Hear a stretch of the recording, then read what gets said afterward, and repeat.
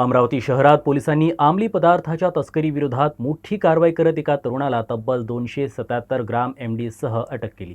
या कारवाईत तब्बल 53,25,000चा मुद्देमाल जप्त करण्यात आला। तर आरोपी तरुणाच्या चौकशीतून पोलीस रॅकेटचा शोध घेण्याचा प्रयत्न करत आहे। प्राप्त माहितीनुसार राजापेठ पोलीस ठाण्याचे पोलीस निरीक्षक संदीप चव्हाण यांना शनिवार 1 ऑगस्ट रोजी सायंकाळी 6 वाजण्याच्या सुमारास अशी माहिती मिळाली की साहिल मेहरा याने अकोली रोडवरील साई हेरिटेज येथे चारचाकी वाहनात एमडी ड्रग्ज विक्रीच्या उद्देशाने ठेवले आहे। मिळालेल्या माहितीच्या आधारे पीआय संदीप चव्हाण यांच्या नेतृत्वाखालील डीबी टीमने सापळा रचून घटनास्थळी छापा टाकला।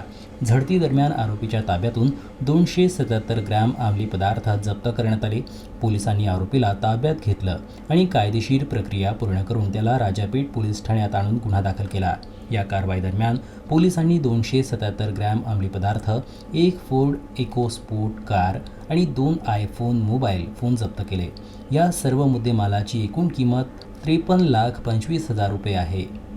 राजापेठ पोलिसांची ही कारवाई अमरावती शहरातील अंमली पदार्थाच्या व्यापाराविरोधातील एक मोठं यश मानलं जात आहे।